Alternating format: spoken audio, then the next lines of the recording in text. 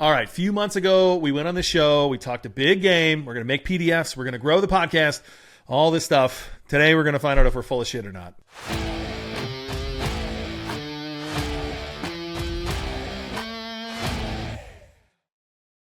So we did an episode on PDF dropshipping. If you haven't listened to that, I believe that was like our third-ish episode. Awesome episode, in my opinion. We got a lot of good feedback on that. The idea was simple. Create a simple digital product, sell it for 17, 27, somewhere around their dollars, and see what happens. John, you picked the dad niche, parenting stuff, how to be present, calm, disciplined, navigating screens with your kids. I picked Bitcoin for normies, right? Helping regular people understand crypto without the jargon, get their coins off of exchanges, things like that. We both committed to actually making the PDFs, not just talking about it. All right, where are we? What actually happened? This was a while ago now. What actually happened? Life happened. I wouldn't say life for me, but business happened, maybe. I made the PDF. I made the first PDF, as we talked about on that show, actually. I stuck to that plan, and on that last show, I'd stepped out, actually, I think, a series of little products that could kind of work together. I think I had six ideas there. So I made the first one, and it's been sitting there ever since. So the PDF information product is ready to go, and nothing else has happened.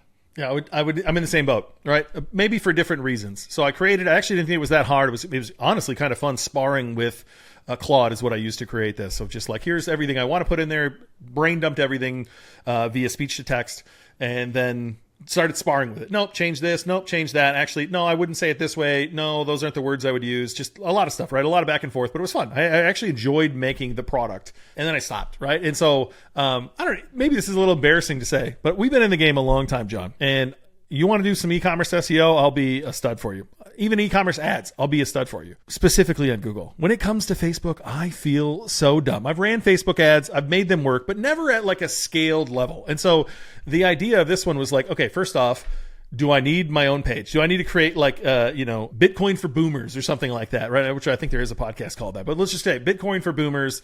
That's my page. I'm specifically talking to boomers. This is who I want to target.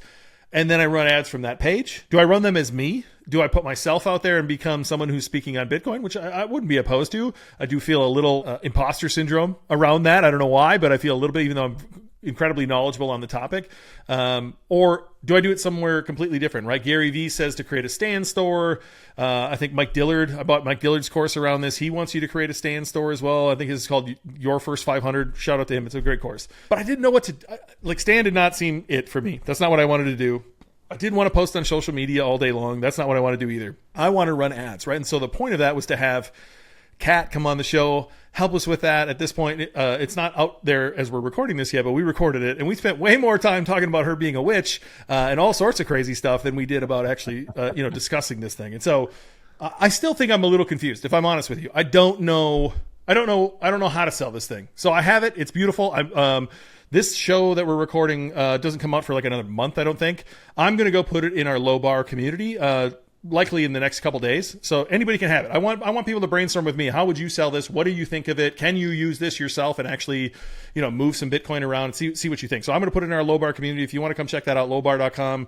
There's a join button there. It's $9 a month. Come hang out with us. I'm going to put it in there, John. Maybe you can put yours in there too. But other than that, I don't know what to do. And so I don't know whether you want to first off, have some accountability here of why we both suck, which I think would be good. But also, what now? What do we do now? Yeah.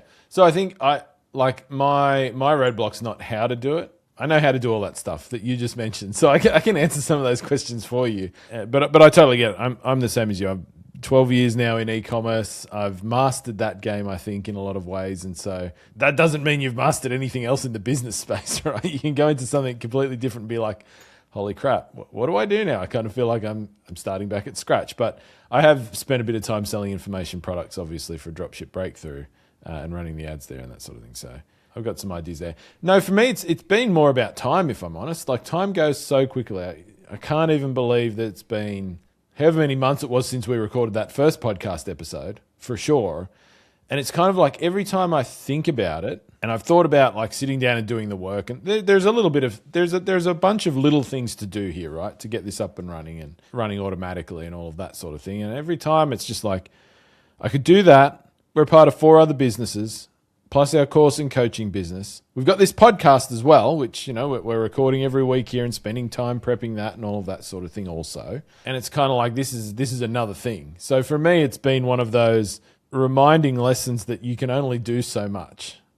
Like, so every time I go to do this, I'm like, or I could pull one of these levers over here that I know is definitely going to generate money or has a really high probability of generating outcomes in one of our other businesses, whether it's one of the e-commerce businesses or whether it's our course and coaching business, or I could go and spend a bunch of time trying to work out this thing I kind of know how to do, but I've never actually done, and maybe it'll work, maybe it won't, blah, blah, blah. And I always put this on the back burner, if you like, and I just continually put it on the back burner. So, I mean, that's my accountability, is that I have always been guilty in my entrepreneurial journey, if you like, of taking on too much stuff and not focusing in on, at times, not focusing in on things I should focus in on. So, I mean, that's kind of been my roadblock, if you like. It's not even really a roadblock. It's just a prioritization thing. And this has not been that, which I'm happy to be accountable for. But to answer your questions, if you want, I mean, it's pretty simple. Yes, you need a Facebook page.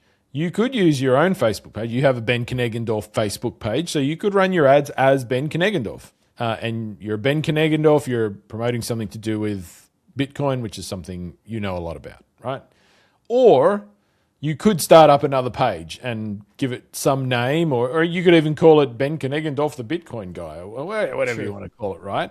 If you wanted to keep those separate for some reason, that's really a personal choice, which way you go. You could do either. It doesn't matter, right? I kind of think if people see ads about something that someone knows and it comes from something with that looks like a person, I think that's probably a little bit stronger, if I'm honest, from a credibility, trust, conversion perspective. But you could do either.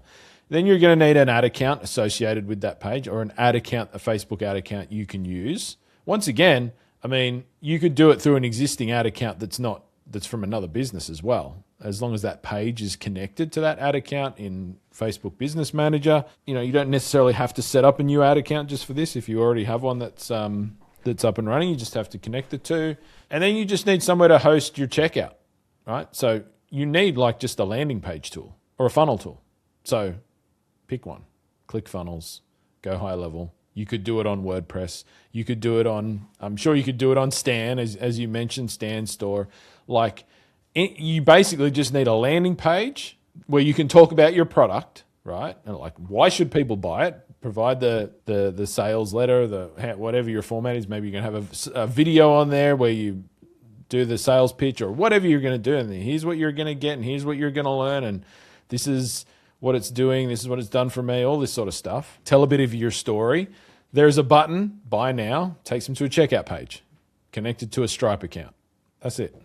That's what you need. So there are 57 tools on the market right now that can do exactly what I've just said. You just have to pick one. I don't think it really matters. Samcart, there's so many you could use, right? It literally doesn't matter. You could do it on Shopify if you wanted to, although that's probably not the best idea in this particular use case, but you could. That's all you need. Your delivery mechanism is just the email afterwards, or how are you delivering?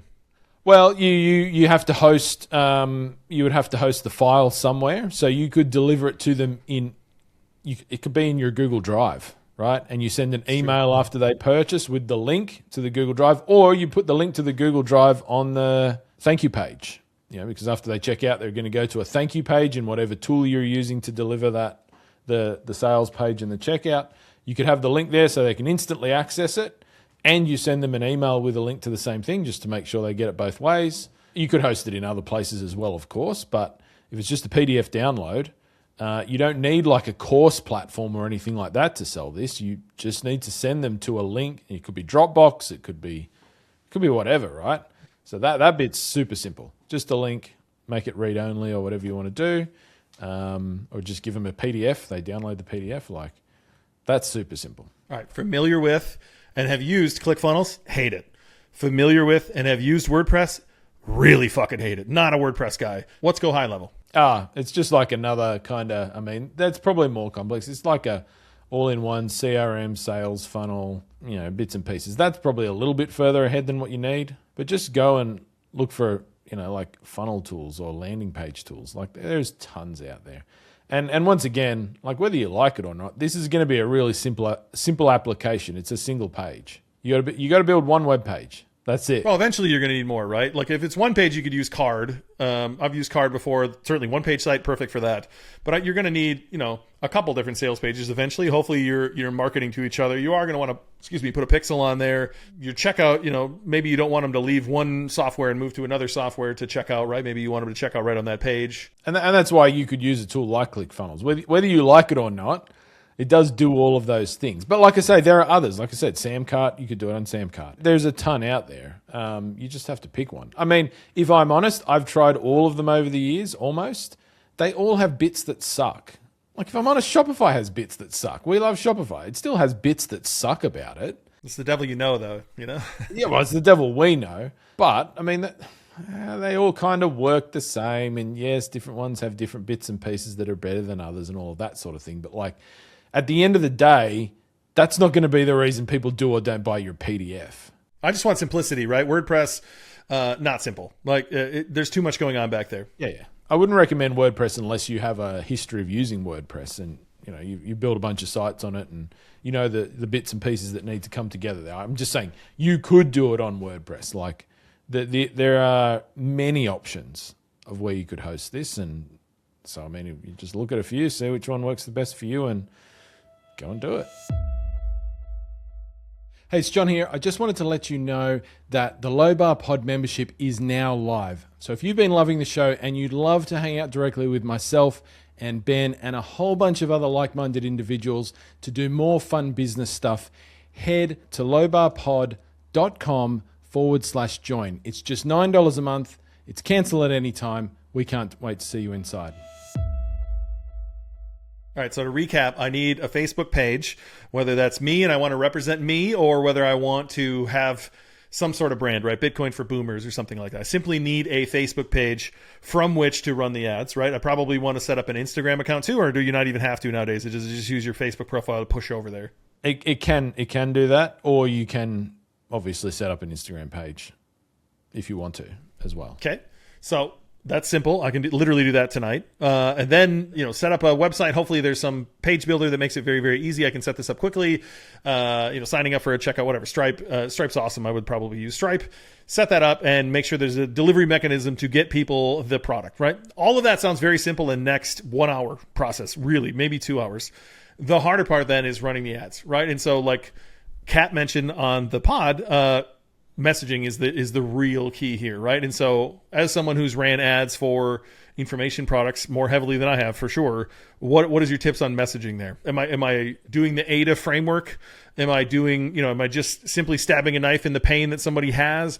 Am I coming at it differently because they're boomers and they want their handheld? Like, how are you testing your messaging? How are you coming after this? And is it an LLM thing at this point? Am I going to Claude, to ChatGPT, to Gemini and saying, here's the problem I solve, help me, here's the person I serve, help me write 50 different hooks that I can test today on Facebook ads? I mean, I think the easiest way to get to it is going at the problem that you solve, right? So like when I've sold low ticket information products in the past, they've been about solving a particular problem very quickly, right? And the quicker you help somebody solve the problem, the higher your conversion rate's going to be on this stuff as well. So like saying, here's this thing and in 2 months you'll be able to do this. That's a harder sell than like, read this thing and in 10 minutes you'll be able to do X. So if you know that the thing that you're selling, I mean, if you're selling something that doesn't solve a problem, I mean, you're probably a little bit up shit creek anyway. But like, if you know the problem or problems that your thing solves, then I would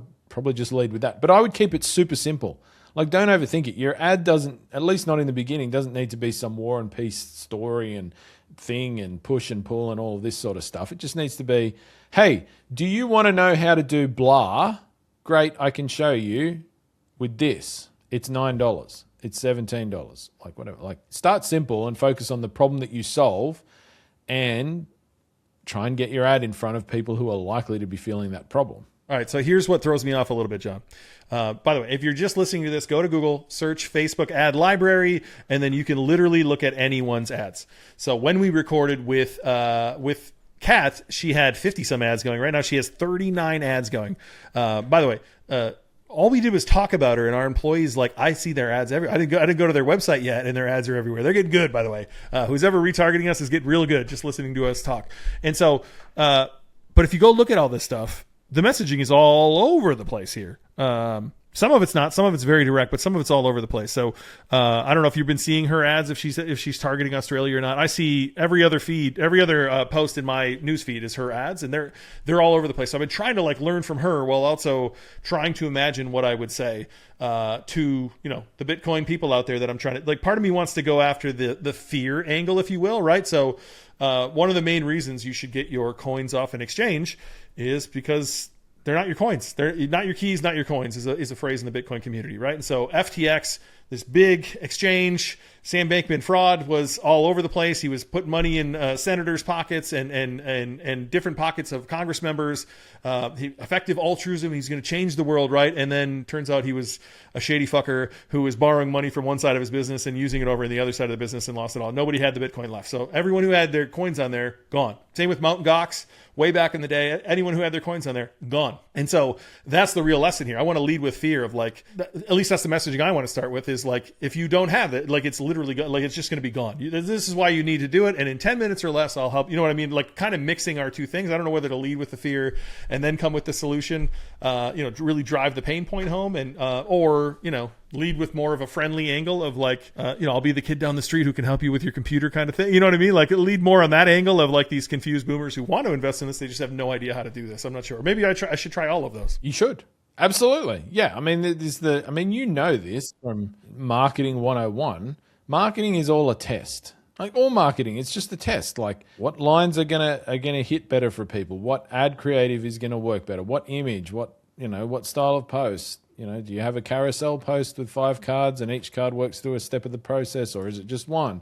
You have to test it all. And pretty much every funnel doesn't work in the beginning very well, right? So you've got to launch it, you've got to get it launched, and then you've got to work backwards and optimize it. So yeah, maybe your ads suck in the beginning, but the page performs pretty well. Or maybe your ads perform well, you get people onto the page, feels like they're the right people, and something on the page isn't progressing people to the next step, and you have to work on that. So once again, I wouldn't overthink it. You've got some great ideas there. For her examples you just had up on the screen there, I mean, for her, this is like promoting a business opportunity, right? So she's promoting it to people who want to make money online. A little bit different to you. You're identifying that there's a problem that you can help people solve, so that they don't get hacked or whatever on an exchange or something like that. And so there's fear. There's more fear. I mean, you could sell a biz op from fear, but most people will probably go to the pleasure place. Like so hers are like Stripe notifications while you sleep from a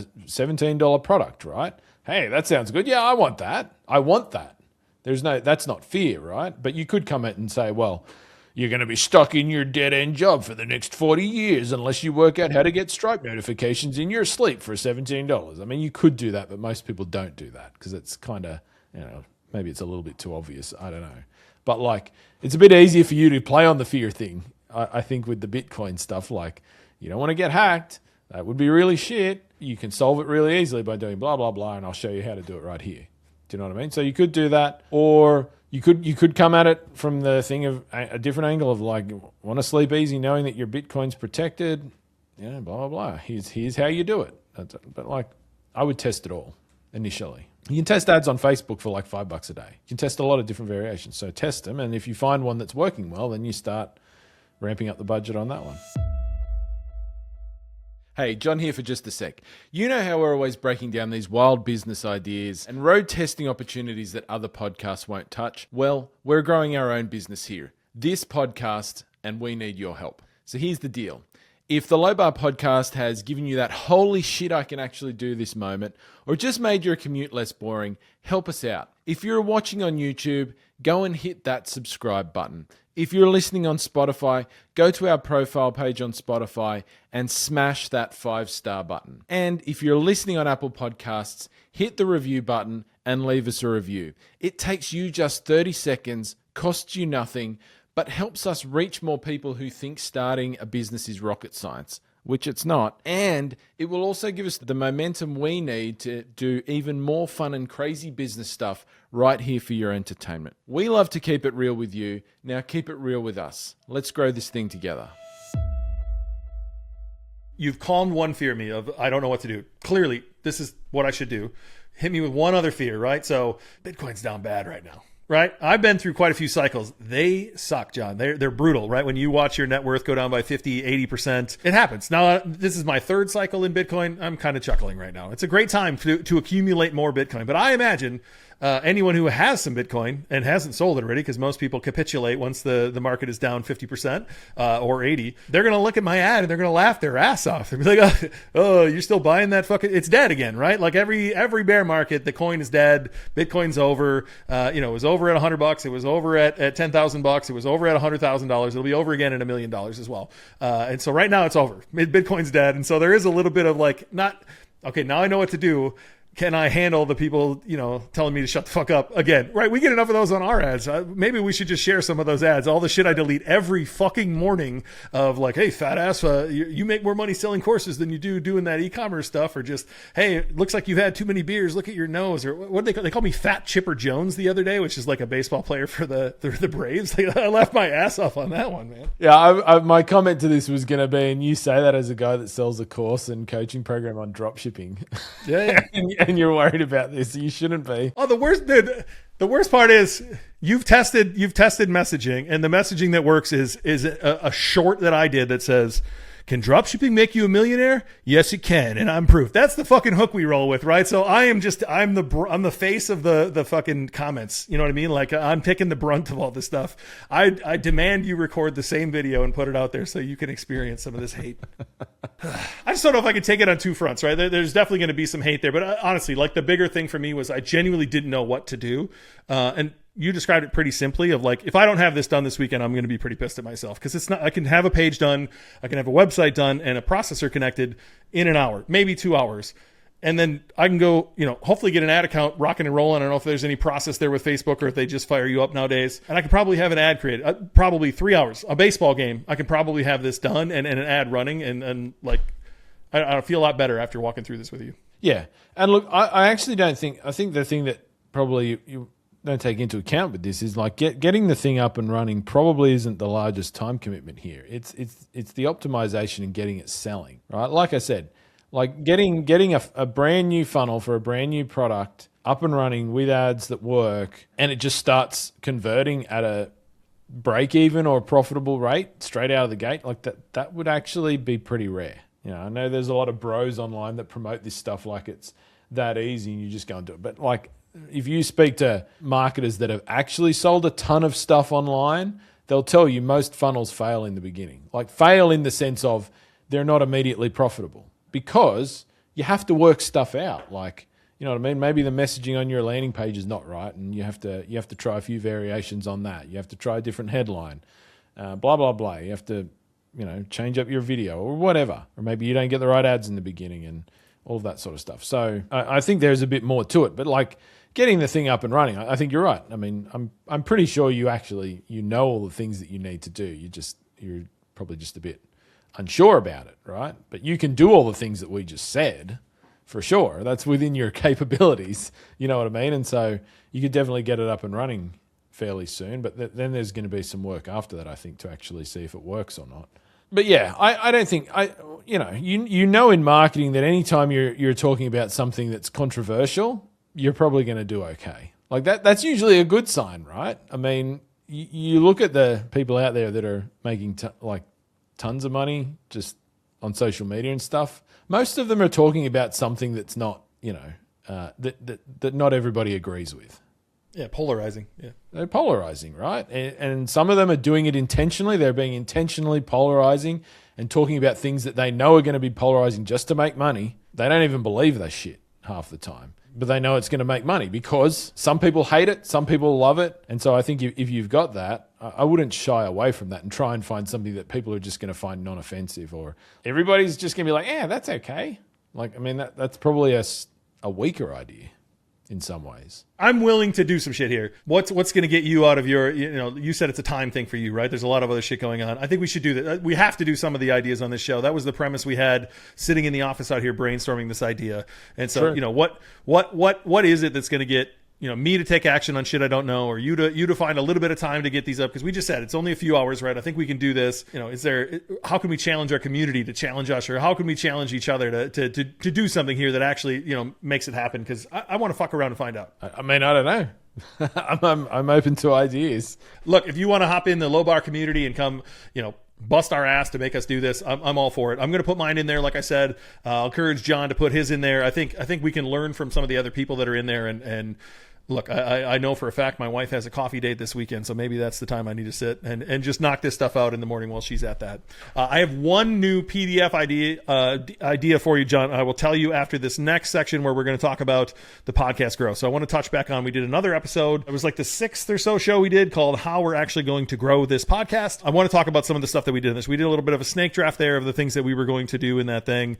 I'd love to just touch on how some of those work, some of those didn't work. And I'd love to talk about a little bit of those for anybody who's listening to this, of like, how do I grow my podcast, or listen to that episode and they're like, I wonder if any of that stuff worked. But I will hit you with a PDF idea at the end, I promise you, if you stick around. So the first thing I committed to was steal their audience. So run YouTube ads in front of podcasts our audience would also like. I did this as well as there was another one where I basically just ran ads in feed. So you can target a keyword and you can say, anybody who's searched this keyword on Google, I want my YouTube video to show up in their feed. You can also target other channels. I did this and it worked. If I'm honest with you, when it worked incredibly well, incredibly well. But the majority of the time, Google would run it for a little bit and then flag us for God knows what, right? Sometimes it would say the video's not there, which obviously is not the case. Other times it would see say we're making claims, or shocking content was one that we got quite often. We got flagged and couldn't run our ads for more often than I would have liked doing this. And so do I think this method works? Absolutely. We were getting clicks for as little as 1 cent. Does anyone stick around and watch 100% of the video? No one does anyway. If I'm honest with you, that's actually a really hard thing to acquire, but you could see how many people watch 25%, how many watch 50%. And shockingly, at least shocking to me, John, we had way more success with females than we did with males here. Interesting. So I like that. I know you tried to boost some too, right? You mentioned that you went through the YouTube interface and boosted rather than going through Google Ads. No, that was on our other channel. It was on the other business. Yeah, that was on our other business channel. And once again, that was a similar thing. I had one that was fine and it ran well, and it was like I was just testing something. It wasn't even the ideal video to be putting out there. It was like a more advanced video, but it still did well and pulled in some decent numbers and some outcomes there. And then I went and tried to do it with some other videos that I thought would be better and, more aimed at the ideal kind of customer for that business, if you like. And Facebook, Google was just like, nah, you can't run any of these as ads. They're all like, anytime you talk about, obviously on that other one, we're talking about a particular business method and all of that sort of thing. And yeah, Google's really super picky about what you can and can't say in an ad around that sort of stuff, I think. I mean, that left me disappointed because, look, if we go back, episode 1, we talk about selling camel meat. So that was shocking content. We couldn't run ads to it. I think some of our earliest episodes are some of my favorite that we have, if I'm honest. The second episode on Casino King, gambling $100 a day, that might be my favorite episode we have to this day. And couldn't run ads to it. Again, it was shocking content or making claims. And it was just like, get the fuck out of here. Like, these are decent episodes. No matter what I changed the title to or anything, we kept getting flagged. So some of those didn't work. The ones that did work, they popped off, right? Specifically, how do we actually grow this podcast? That was pretty simple, to go target keywords of like, how do I grow a podcast? How do I get more views? Phrases like that I targeted on Google. And we were getting people clicking to watch our video. No, how much they watch, that's a different story. But people clicking to watch our video for 1 cent on that. And so we got tens of thousands of views on that video for 1 cent a piece. Other videos started to work. The Gary Vee one got a lot of Gary Vee type clicks and actually had a few more views than the rest. Others like Carla, when she came on here, I thought her business opportunity was fantastic, writing romance novels on Amazon. Again, it said making claims, that we were making claims, and it was just like, no, we're not making any claims. Just like that you can start a business, that's making a claim. So it's very frustrating of what worked and what didn't work there. But I would say this is absolutely viable. I do have a note in my notes to sit down and find, try some new other podcasts for this because it was so cheap. I just don't know how sticky it is. Even the people who stayed and watched the whole thing, I'm not sure there's a way to track subscribers in Google Ads. If there is, I don't know how to put that conversion metric in there. I just put in the, what did they watch 25, 50, 75, 100? I'm sure you could put it in there. I didn't put it in there to see if we got subscribers. I don't know how sticky any of those things were, if I'm honest with you. But for anyone who wants to like run ads to their podcast, that's the way I would do it, because it definitely worked. Even running ads to YouTube videos, that's the way I would do it, I think. The other one that we said we would do is controversial clip factory. So I saved some I looked through our shorts, and I would say we've had a couple that did okay, nowhere near what some of our shows have done. But none of the shorts really popped off in a way that I thought would be what we expected to happen here. We've said some controversial shit on this show. Our shorts guy, Ohm, has definitely clipped some of those out of there. None of them went on. I thought something would, spark someone's, anger, whatever it is, like get them to say something, comment, get something to go viral. And I would say it hasn't been a bust, because we've had some good shorts, but none of them have been like crazy either. Definitely. I agree. They're pretty consistent. We also said listener bounty, that we would pay some people to get us on big bookings, viral clips. We kind of mentioned it in the show, not something we actively did. Audience referral program, we kind of mentioned in the show. I don't know. Do you want to talk about some of the stuff that you mentioned? Yeah. I mean, I did give that a go. And I was planning on using, at the time, Sparkloop, which is the tool that like Morning Brew and The Hustle, I think, used, or some of the big ones use. And they wouldn't let us use it initially. They said you have to be running your newsletter for a certain amount of time and have evidence that you've sent it out enough times before you can use our tool to build an audience referral program. So to me, that's fine. We'll use it at some point. But we weren't able to instantly start using it at that point. I guess that makes sense. And so the account to do that's kind of set up and it's there. It's just we're not using it yet. So we'll come back to that one, I think, when it makes sense, for sure. Some other stuff we said we would do on there. An arbitrage challenge. I don't know if we've challenged each other, but I have been posting stuff in our low bar community. I did a flip with my stepson. I flipped some Gary Vee cards that was not a good flip, right? So I posted one that was a good flip, one that's not a bad flip. I'd like to do that every week. I've been calling it the flip of the week. I need to be better at like going to Goodwill or finding something to flip. I think there's plenty of stuff in my house I'd like to flip, if I'm honest with you, but I don't mind doing that. It's actually kind of fun to flip stuff, and man, it's everywhere. They're literally everywhere. I can't go somewhere without seeing something where it's like, oh, I could sell that for more. And so, spring is almost here, I think, hopefully, and then it'll be garage sale season around here. And, I have no issue going to garage sales and flipping some stuff from there. So I'm looking forward to flipping more, but we haven't done the challenge, right? So we said we would consider doing an arbitrage challenge. I'll mark that as like sort of. The other thing we mentioned was YouTube collaboration. So we actually tested this. So basically, if you're running a YouTube video and you have a guest on who also has a YouTube channel, you can collaborate together. And so YouTube will show that to both audiences. And so I would say that has been a huge success for us. Every time that we have done a collaboration, it seems to go really well. We've had a few guests who, whether knowingly or unknowingly, have absolutely ignored our request to collaborate, despite numerous emails. Carla, I don't know who that could be, but like the ones who have said yes have worked really freaking well. And the ones who have said no, just like, it was relatively a normal podcast. So, looking back, I would say Shannon was a huge hit out of the gates. That's the first time that we tried it. I'm trying to look through some others that we did here.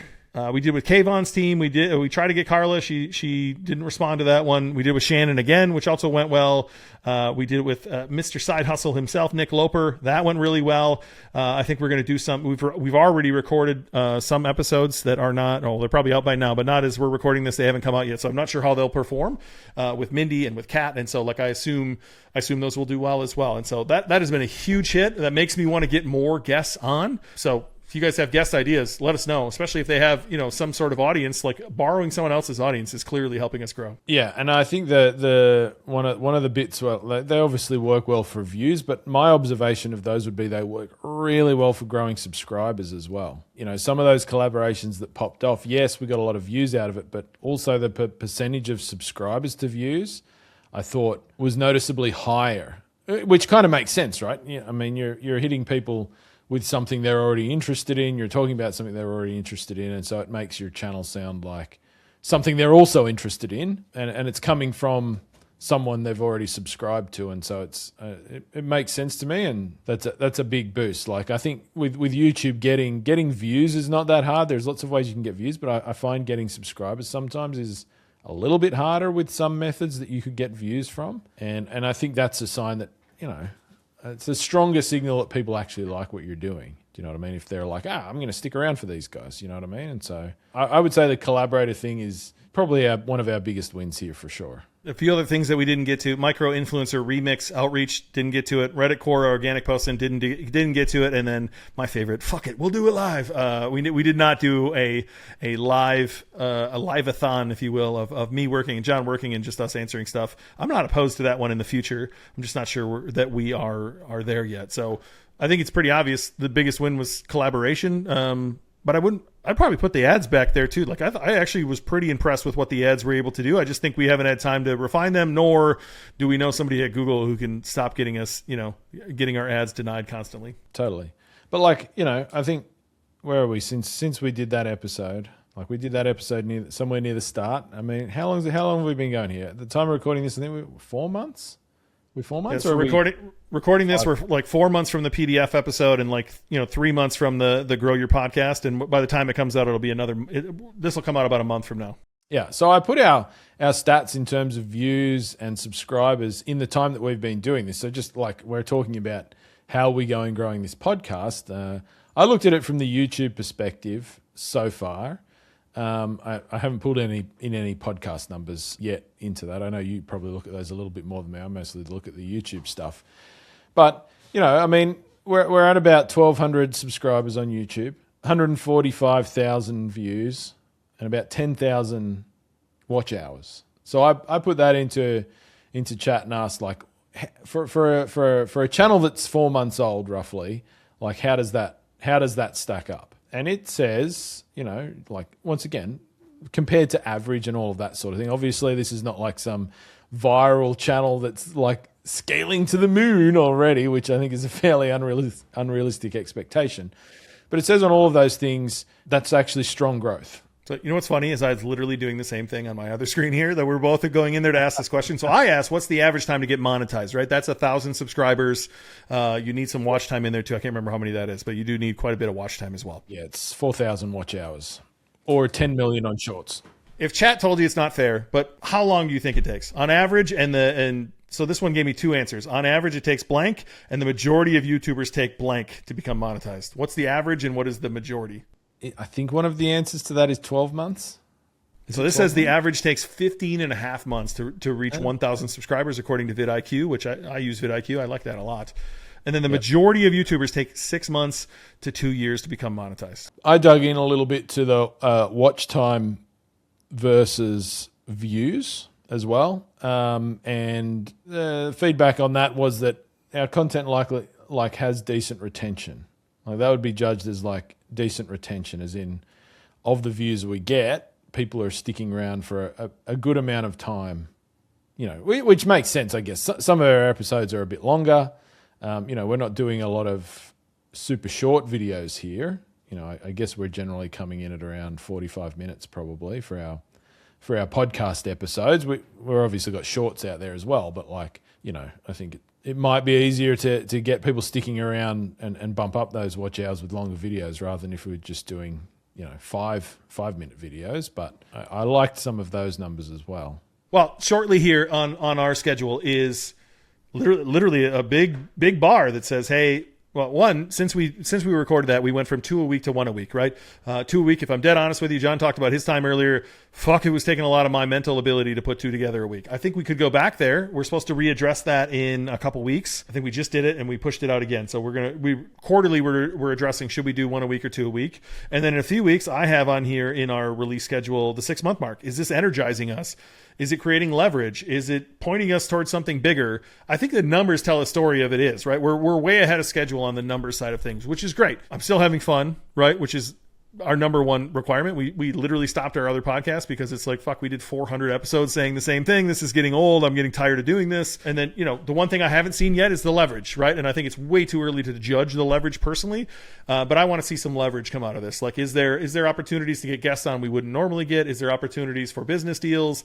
Is the community growing at a pace that we're happy with? Do we see a path to this being what we hope it to be, a year, 2 years, 3 years, 4 years from now? In the meantime, I don't mind shooting the shit with my buddy John, talking business opportunities. That's been a lot of fun. Yeah, I'd agree. I mean, at this point, on those first two questions, just the basic questions: is it fun? Do you have a good time doing it?